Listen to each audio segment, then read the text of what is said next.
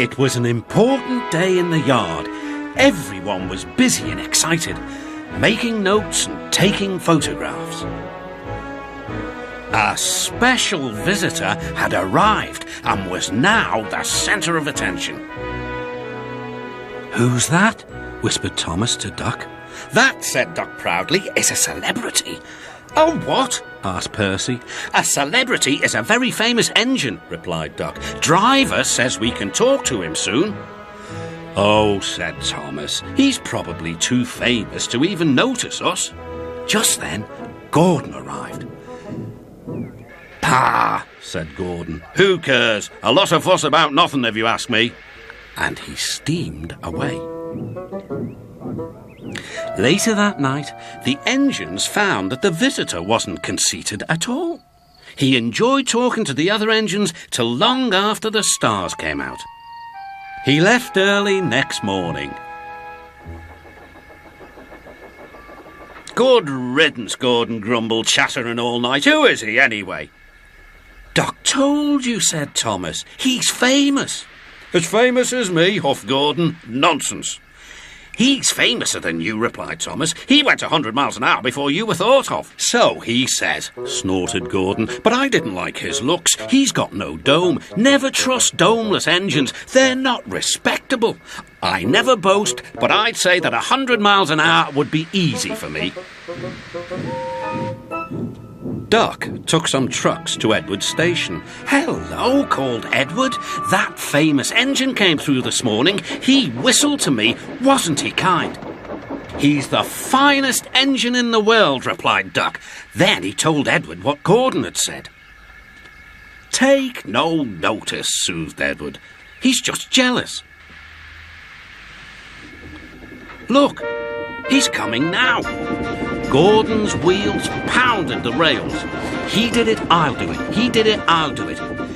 Gordon's train rocketed past and was gone.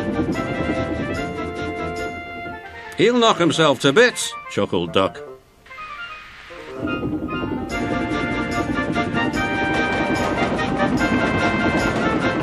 "Steady, Gordon," called his driver. "We aren't running a race." "We are, then," said Gordon, but he said it to himself. Suddenly, Gordon began to feel a little strange. "The top of my boiler seems funny," he thought. "It feels as if something is loose. I'd better go slower." But it was too late. On the viaduct, they met the wind. It was a teasing wind which blew suddenly in hard puffs. Gordon thought it wanted to push him off the bridge. "No, you don't," he said firmly. But the wind had other ideas. It curled around his boiler, crept under his loose dome, and lifted it off and away into the valley below. Gordon was most uncomfortable. The cold wind was whistling through the hole where his dome should be, and he felt silly without it. At the big station, the trucks laughed at him. Gordon tried to whisk them away, but they crowded round no matter what he did. On the way back to the shed, Gordon wanted his driver to stop and fetch his dome. "We'll never find it now," said the driver. "You'll have to go to the works for a new one." Gordon was very cross.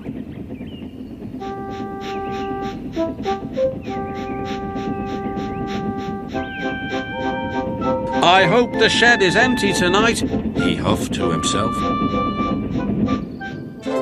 But all the engines were there waiting.